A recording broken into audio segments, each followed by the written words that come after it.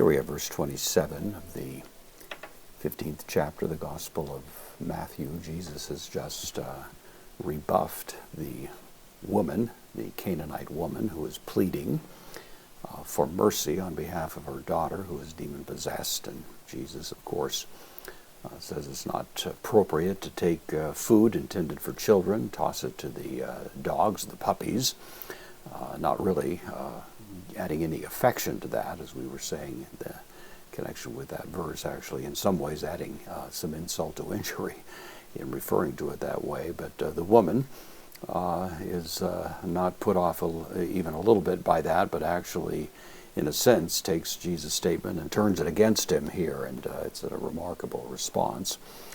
So we have hey. Again, this is the article functioning as a pronoun, so it's feminine, so she. Apin, said, from Lego, third person singular, aorist active indicative, but postpositive, she said. Nai, word for yes, yes, Kyrie in the vocative, yes, Lord.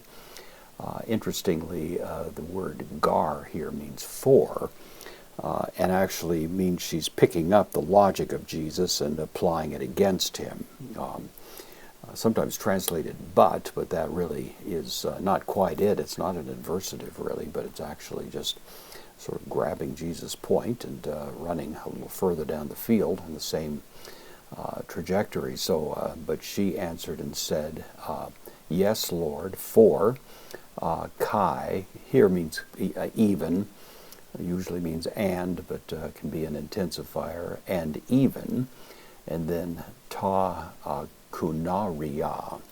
This is from kunario, neuter noun, means the puppies, little puppies, but again, as we were mentioning earlier, not really in terms of household pets, but simply in some ways the lowest of the low, the least valuable of these somewhat valueless animals anyway, the dogs that would simply operate as scavengers, you might say, but even the puppies is the idea. Esthea, from estheo, I eat. This is the third person singular, present active indicative, but even the puppies eat.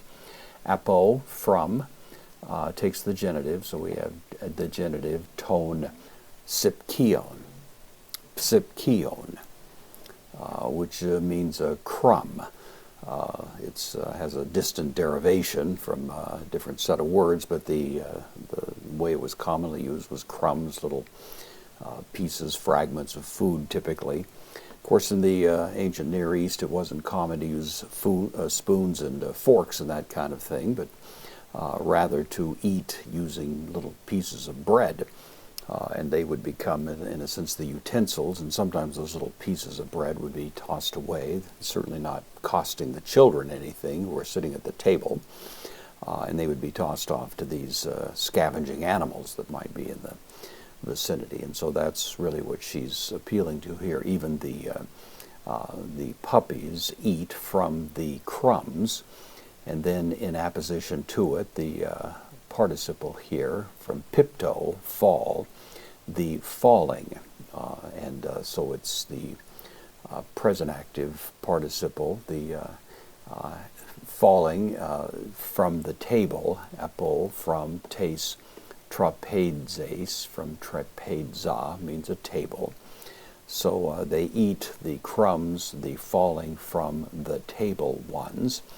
The table happens to be tone, again the genitive, kurion, of the master, the Lord, auton, of their master. So the master of these puppies, you might say, it's his table, and he will cast away as basically worthless to him these fragments of food, which can then be picked up and eaten by these scavenging animals.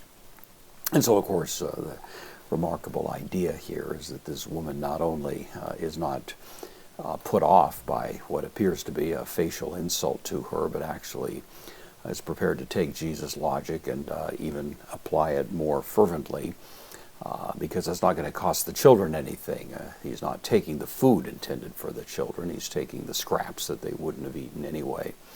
And so at no cost to the children, this scavenging puppy can be fed And so she's asking in that spirit, a remarkable display of humility on her part, and certainly must have already been impressive to the disciples who were there witnessing this unfolding conversation as well.